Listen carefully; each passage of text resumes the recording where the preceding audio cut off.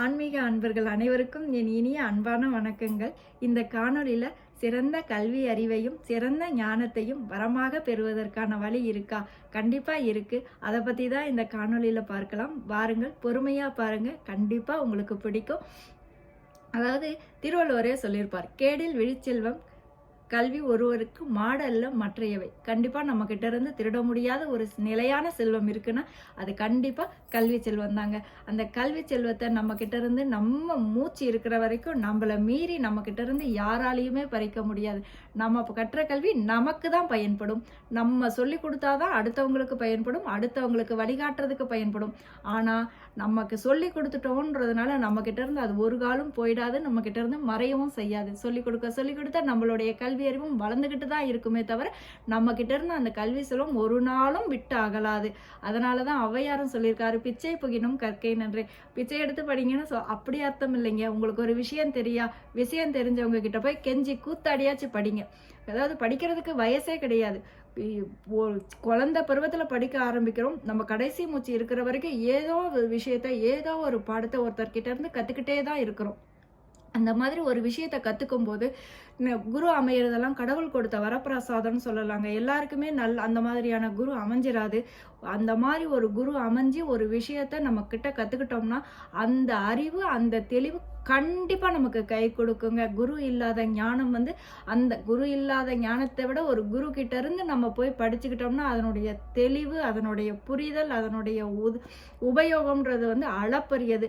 அந்த மாதிரி உனக்கு தெரியாத ஒரு விஷயம் தெரிஞ்சவங்க கிட்ட போயிட்டு நீ கேட்டு தெரிஞ்சு கெஞ்சி கூத்தாடியாச்சு படி அப்படின்னு சொல்றதுதான் பிச்சை புகினும் கற்கை நன்றி அப்படின்னு சொல்ல வராங்க.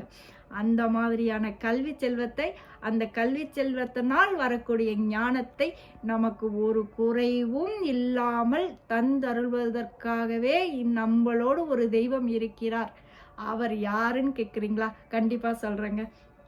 16 செல்வங்களையும் தந்து நமக்கு தினம் நம்ம வாழ்க்கைக்கு தேவையான செல்வங்களை எல்லாம் தரக்கூடிய முதன்மையான கடவுள் மகாலட்சுமி அப்படின்னா 64 ஆயக்கலைகளுக்கும் தலைவியாக இருந்து நமக்கு எல்லா கலைகளையும் நல்ல கல்வி ஞானத்தையும் எல்லா 64 பேர் கலை செல்வம்னு சொல்லக்கூடிய எல்லா கலைகளையும் நமக்கு தந்தருள் முதன்மையானவள் அந்த சரஸ்வதி தேவி. அப்பேற்பட்ட சரஸ்வதி தேவிக்கே ஒரு குருநாதர் இருக்கிறார். அவரு தாங்க ஹயக்ரீவம். அந்த ஹயக்ரீவர் தான் சரஸ்வதி தேவிக்கு குருவா இருக்கிறாருன்னா நமக்கு கண்டிப்பா அவர் குருவா இருப்பாரு. நமக்கு நல்ல ஞானத்தை தருவார். எப்படின்னு கேக்குறீங்களா? அதுக்கும் ஒரு புராண கதைகள் இருக்குங்க. அதாவது பிரம்மதேவன் ஒரு முறை அசதியா இருக்கும்போது அவர்கிட்ட இருந்து அந்த மது கைடவர் அப்படின்னு 2 அரக்கர்கள், அவங்களுக்கு என்னன்னா ரொம்ப பெரிய பேராசை.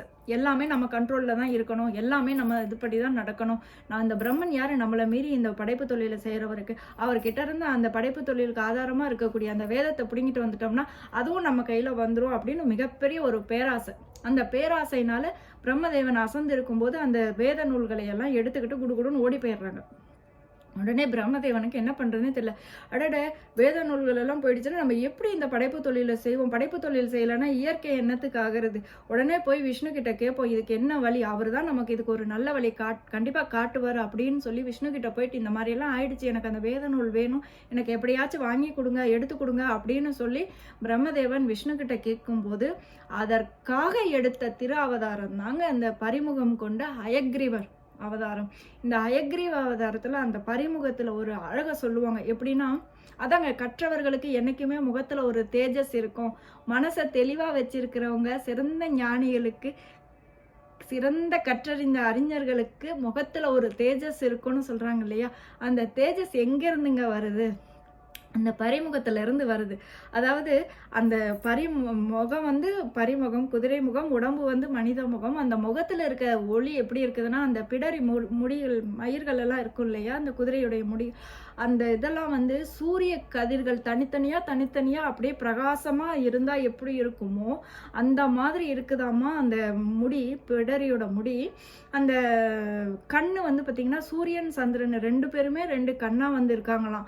அதாவது அவங்க தனித்தனியா இருக்கும்போது எந்த பிரகாசத்தோட இருப்பாங்களோ அதை விட கூடுதல் பிரகாசமா அந்த கண் இமைகளுக்கு கங்காதேவியும் சரஸ்வதியும் இமைகளா இருக்கிறாங்களாம். அந்த நாசிகள் எல்லாம் நீண்டு அந்த வெள்ளைன்னு சொல்லிட்டு அந்த பரிமுகம் அவ்வளோ தேஜஸா இருக்குதாமா. அந்த அவ்வளோ தேஜஸான அந்த பரிமுகம் அவதாரம் எடுத்து அந்த அரக்கர்கள் கிட்ட இருந்து அந்த வேத நூல்கள் எல்லாம் எடுத்துட்டு வந்து அந்த பிரம்மதேவன் கிட்ட கொடுத்து, இந்த உன்னுடைய வேத நூல்கள் பத்திரமா வச்சுக்கோங்க அப்படின்னு சொல்லி அந்த பிரம்மதேவனுக்கு அருள் புரிந்தவர் தான் இந்த பரிமுகம் கொண்ட ஹயக்ரீவர். அவர் அந்த அரக்கர்கள் கூட சண்டை போடும்போது பயங்கர உக்கிரமா இருந்தாராம். அந்த உக்கிரத்தை பார்த்து எல்லாரும் பயந்து, எப்படி இவர் இவ்வளோ உக்கிரமா இருக்கிறாரு, இவரோட உக்கிரத்தை தணிக்கணுமே அப்படின்னு சொல்லி யோசிச்சுட்டு இருக்கும்போது தான் மகாலட்சுமி தேவியானவள் அந்த ஹயக்ரீவருடைய உக்கிரத்தை தணிக்கிறதுக்காக அவர் மடியில போய் அழகா உட்கார்ந்த உடனே அந்த ஹயக்ரீவருக்கும் வந்து அந்த உக்கிரம் தணிந்து சாந்தமாயிட்டாரு அப்படின்னுவாங்க. அதாவது இது வந்து இதுக்கு ஒரு பாசுரம் 4000 திவ்ய பிரந்தத்துல நிறைய இடத்துல இந்த ஹயக்ரீவரோட பெருமையை சொல்லியிருப்பாங்க. அதுல திருமங்கையாழ்வாருடைய ஒரு பாசுரம், அந்த பாசுரத்துல என்ன சொல்லியிருப்பாங்கன்னா, அந்த உங்களுக்கு டிஸ்பிளேல காட்டுறேன், வரும் பாருங்க. வசையில் நான்மறை கெடுத்த அம்மலர் அயற்கருளி முன்பரி முகமாய் இசைக்கொள் வேத நூல் என்று இவை பயந்தவே எனக்கு அருள் புரியாயே. அதாவது பேராசையே காரணமா கொண்டிருந்த அந்த மதுகைடவர்கள் பிரம்மதேவன் தாமரை மலர்ல அமர்ந்திருக்கக்கூடிய அந்த பிரம்மதேவன் கிட்ட இருந்து பறிச்சுட்டு போனதுனால மறுபடியும் அந்த வேத நூல்களை எல்லாம் இந்தா வைத்துக்கொள் அப்படின்னு சொல்லி அந்த பிரம்மதேவன் கிட்டேயே திருப்பி கொடுத்து, அந்த பிரம்மதேவனுக்கு அருள் புரிந்த எம்பெருமானே எனக்கு அருள் புரியாயே அப்படிங்கிறாரு. எவ்வளோ அழகா இருக்குல்ல அந்த பாசுரங்கள். அதாவது இதுக்கும் இன்னைக்கு நம்மளுடைய உலகியல் வாழ்க்கைக்கும் என்னங்க சம்பந்தம் இருக்கு? நமக்கு என்ன இனிமே மதுகைடவர்கள் அரக்கர்கள் வரவா போறாங்க? நம்ம கிட்ட இருந்து நம்ம படிக்கிற புஸ்தகத்திலே எடுத்துக்கிட்டா போறாங்க அப்படின்னு பாக்குறீங்களா? கண்டிப்பா அரக்கர்கள் இருக்கிறாங்கங்க. அதுக்கு மேல இருந்து மதுகைடவர்கள் வரணும்னு அவசியம் இல்லை.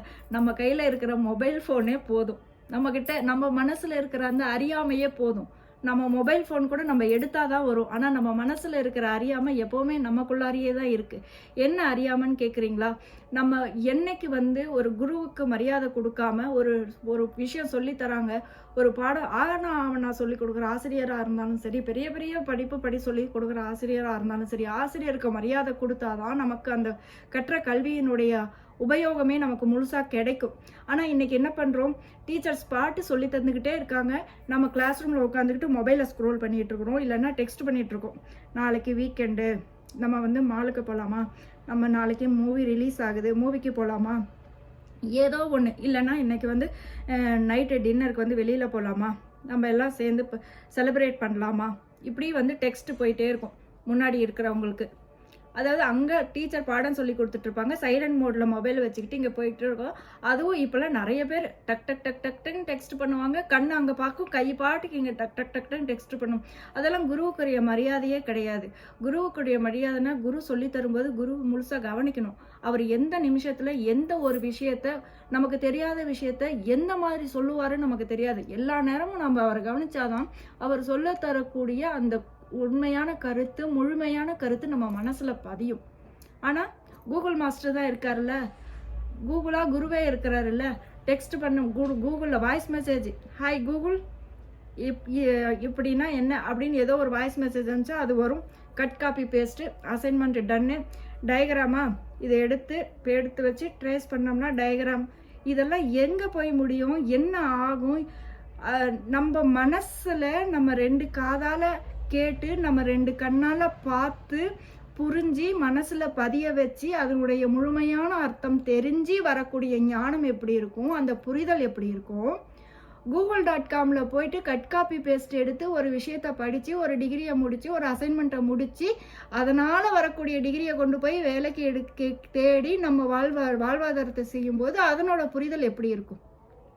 கண்டிப்பாக நெட்டு தேவைதான், அது நிறைய விஷயங்களை நமக்கு தருது, அது இல்லைன்னு சொல்லலை.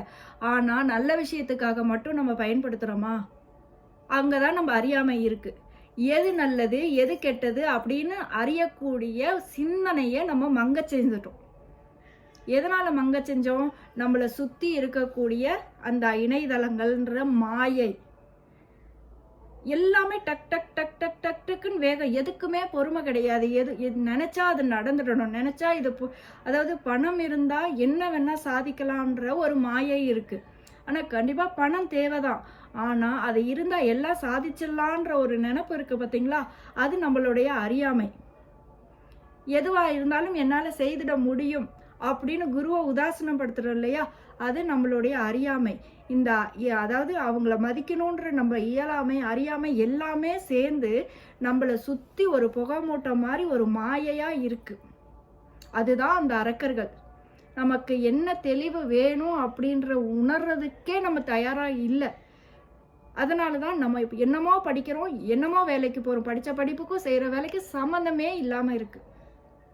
இந்த மாதிரியெல்லாம் இல்லாமல் நம்மளை சுற்றி இருக்கக்கூடிய மாயைகளுடைய வசத்தில் நம்ம பிடிபடாமல் பெரியோர்கள் காட்டின வழியில், ஆசிரியர்கள் காட்டின வழியில் நல்ல உயரிய உன்னதமான கருத்துக்களை உணர்ந்து தெளிந்து படித்து அதனால் ஒரு நல்ல ஞானம் கிடைத்து நம்ம வாழ்க்கை சென்றால்தான் அந்த வாழ்க்கை சிறக்கும்.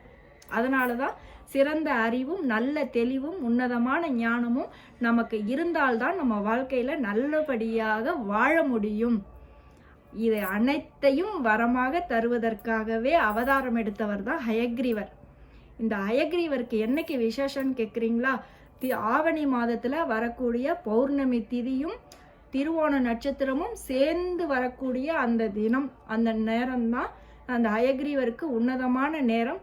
அந்த நேரத்தில் இந்த வருஷம் ஆகஸ்ட் 19 ஆவணி 3 திங்கட்கிழமை காலையில் 9 மணி வரைக்கும் அந்த பௌர்ணமி திதியும் திருவோண நட்சத்திரமும் சேர்ந்தாப்புல இருக்குது. அந்த நேரத்தில் நம்ம ஹயக்ரீவர் கோவிலுக்கு போய் ஏலக்காய் மாலை செய்து சாமிக்கு போடலாம். இல்லைன்னா இந்த ஏலக்காய் பொடி போட்டு பிரசாதம் ஏதாச்சும் செய்து கடலை பருப்பு வேக வச்சு அதில் தேங்காய் துருவி போட்டு வெல்லம் போட்டு கடைசியில் அந்த ஏலக்காயும் போட்டு இதை ஹயக்ரீவருக்கு சிறப்பான ஒரு பிரசாதமாகவே வைப்பாங்க. இந்த மாதிரி செஞ்சு கொண்டு போய் ஹயக்ரீவருக்கு கொடுத்தா கூட, நைவேத்தியமாக கொடுத்தா கூட போதும். ஹயக்ரீவர் கோவிலுக்கு போக முடியலையா, பக்கத்தில் இருக்க பெருமாள் கோவிலுக்கு போயிட்டு அந்த பாசுரத்தை சொல்லி, எனக்கும் நீ அருளாயே அம்மலர் அயற்கு அருளிய நீ பரிமுகனாய் வந்து எனக்கு நீ அருளாயே அப்படின்னு சொல்லி அந்த பாசுரத்தை மனசார சொல்லி பெருமாள் கிட்ட சமர்ப்பணம் பண்ணிட்டு வாங்க. கண்டிப்பாக உங்களுக்கான ஞானம், உங்களுக்கான தெளிவு, உங்களுக்கான வழி கண்டிப்பாக கிடைக்கும். புத்திஸ்தானம்னு சொல்லக்கூடியவர் புத்திக்கு அதிபதினு சொல்லக்கூடியவர் புதன், நல்ல வழிகாட்டியாக இருக்கக்கூடியவர் அப்படின்றது குரு. நமக்கு தேவையான லக்ஷ்மி கடாட்சத்தை தந்தருள்பவர் சுக்கிரன். இவங்க 3 பேரும் ஒருத்தருக்கு நல்ல அமைப்பில் இருந்துட்டாங்கன்னா கண்டிப்பாக அவங்க 16 பேர்களும் 64 ஆயக்கலைகளுக்கும் தெரிஞ்சவங்களாக தான் இருப்பாங்க. இது எல்லாமே உங்களுக்கு வேணும்னா கண்டிப்பாக அவங்கக்கிட்ட ஒரு குழந்தை பாக்கியத்தை தருபவர் குரு, பொருளாதாரத்தை தருபவர் குரு, லக்ஷ்மி கடாட்சத்தை தருபவர் சுக்கிரன், நல்ல புத்தியையும் நல்ல சிறந்த ஞானத்தையும் தருபவர் புதன். இது 3மே உங்களுக்கு நல்லா வரணும். உங்கள் ஜாதக கட்டத்தில் எது எப்படி வேணா இருக்கட்டுங்க, இது 3மே உங்களுக்கு வேணுமா, ஹயக்ரீவர் சரணாகதி அடைங்க, ஹயக்ரீவர் பாதத்தை பண்ணிங்க, எனக்கும் நீ அருளாயேன்னு சொல்லுங்க. கண்டிப்பாக இந்த 3மே உங்களுக்கு நல்லபடியாக அமையும். குழந்தை பாக்கியத்துக்கு குறைவு இருக்காது, லக்ஷ்மி கடாட்சத்துக்கு குறைவு இருக்காது, ஞானத்துக்கு தெளிவுக்கு குறைவு இருக்காது. நிறைய பேர் இன்னைக்கு நிறைய படிச்சுட்டு ஆராய்ச்சி படிப்புக்காக வெளியில் போக முடியல, என்னால் ஆராய்ச்சி படிப்பை முழுசாக படிக்க முடியல, படித்த படிப்புக்கு தகுந்த வேலை கிடைக்கல, என்னால் பொருளாதாரம் ஈட்ட முடியல, குடும்பத்தை பார்க்க முடியல, குழந்தைங்களுக்கு தேவையானதை செய்ய முடியல, இந்த மாதிரி நிறைய குழப்பங்கள் இருக்கும். இது எல்லாத்துக்குமே ஒரு வரம் தந்து நமக்கு நல்வழிப்படுத்துபவர் தான் இந்த ஹயக்ரீவர். அவர் பாதம் பணிவோம், வாழ்க்கையில் எல்லா சிறந்த ஞானத்தையும் பெற்று இன்புற்றிருப்போம் என்று சொல்லி மீண்டும் வேறொரு காணொளியில் உங்கள் எல்லாரையும் சந்திக்கிறேன். நன்றி, வணக்கம்.